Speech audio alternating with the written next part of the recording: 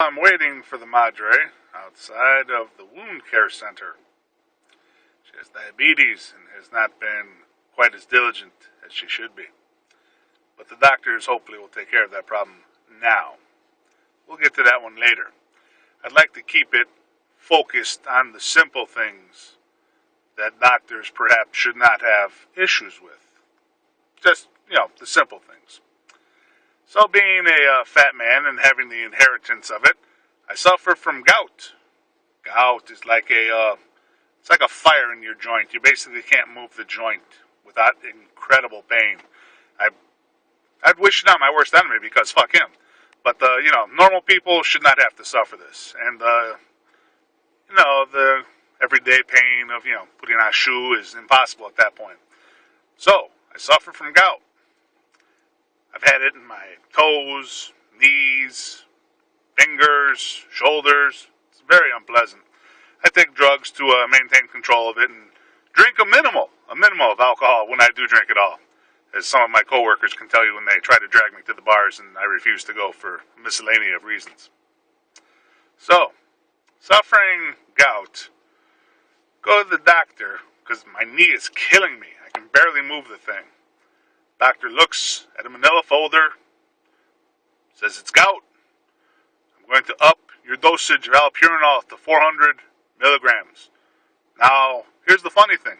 They don't make it in that dosage. The strongest they make it in is 300. So when they're doing that, they have to give you 4 100 pills. Very nice, right? Very nice. So I'm taking it, and a month goes by and the knee's getting worse. Barely walk at all. I have to take endomethacin, large quantities of endomethacin at that, because otherwise I can't walk, period. And sometimes even when I'm taking the endomethacin, I'm still limping terribly. Having decided that this first doctor didn't know what they were talking about, I decided to see Dr. 2. Dr. 2 looks very carefully at my manila file and says, I see you have gout.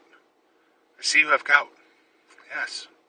So obviously you're suffering from gout because it could not be anything else. No, it's just not possible. We're not going to do anything. We're just going to tell you to keep taking your medication. And I'm going to triple your dosage of indomethacin, which has some interesting side effects like, increased risk of heart attack. But fuck you. So that's Dr. 2.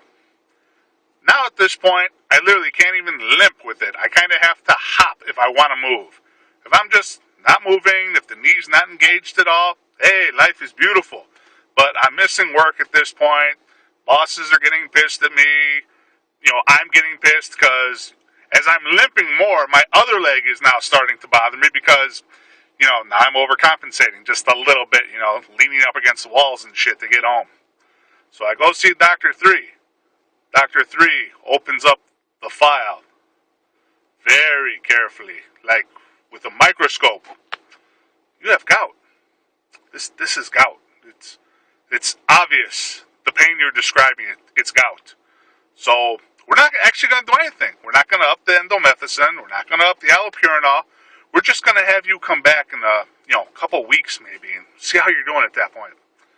So a couple weeks after that, I decide I'm getting another doctor because I have one incident where I literally have to crawl home. Well, not quite literally, but it was essentially a horrific twist of jumping to avoid moving the knee and using a cane to kind of, replace the leg entirely. It was like utterly baffling how I had let myself get to that point without calling an ambulance to, take me in. So I get to Dr. 4. And I'm not even making this doctor's name up, but it's quite entertaining if you're familiar with the old show. Dr. Quinn, female doctor. Yes, Dr. Quinn, medicine woman. Dr. Quinn opens up the file. She goes, it says here you have gout, you've had knee pain for the last, 4 months at this point. Let's take a look at the knee. Take those pants off. Oh, yeah, you have a lot of swelling here. Looks like there's some water on the knee, and she is actually touching the inflamed area and examining the area, examining below the area, above the area, and good Lord, she sends me out for blood tests to make sure it's apparently this technology didn't exist for the other 3 doctors who couldn't be bothered in the 5 minutes they saw me to go send me out for that blood work because, screw you. And the x-rays even. Imagine that. X-rays, blood work, hands-on, checking things out, not just looking at a file. What the hell was her problem, right?